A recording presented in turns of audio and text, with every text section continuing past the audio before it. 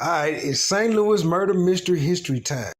Now we gonna have to figure this out together, cause maybe I done read it wrong, but I not quite understanding some things. This is Julie and Robin Carey, two sisters that went to the Chain of Rocks Bridge one night with their cousin. Now, for those that are not from the greater St. Louis area, the Chain of Rocks Bridge was closed off to the public maybe somewhere in the 80s, I don't know. But I know you can still drive across it and you can be outside in one of them little adventurous places teenagers like to go to, looking at the water, where maybe you can have sex outside in the car, or, a group of y'all might go smoke some weed. This is the drive over there. You drive down, and on the other side, you right by the Mississippi River, and it's a wooded area, it's rocks and all that kind of stuff. Now at night, it's a pretty freaky place. This is a better picture of it.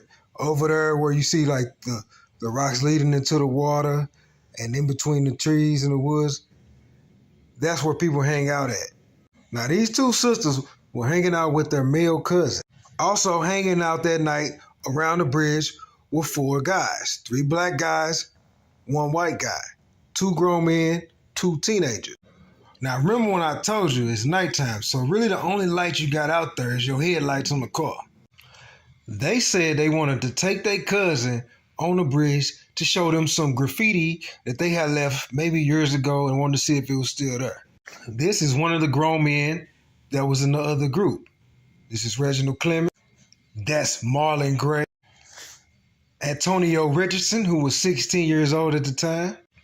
And Mr. Daniel Winfrey, who was 15 years old at the time. They was there to smoke some weed.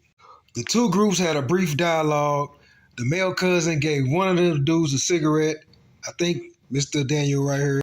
Mr. Marlon Gray wanted to show everybody a trick that he knew about climbing over the bridge and coming up through a sewer head cover.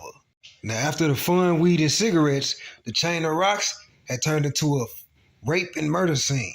The claim was the two sisters were raped and thrown over the bridge, and the male cousin was robbed, and he was made to jump over the bridge, and he the only one to survive.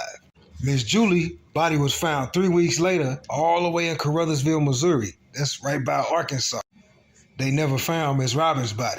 Now, at first, the cops thought it was the male cousin, because when he made the report, his clothes was dry. After claiming, they made him jump in the water. Now, maybe I missed something, but you can't make me jump in the water if you ain't got no gun or nothing. They all went to jail, but Daniel Winfrey was let out after 15 years because he testified.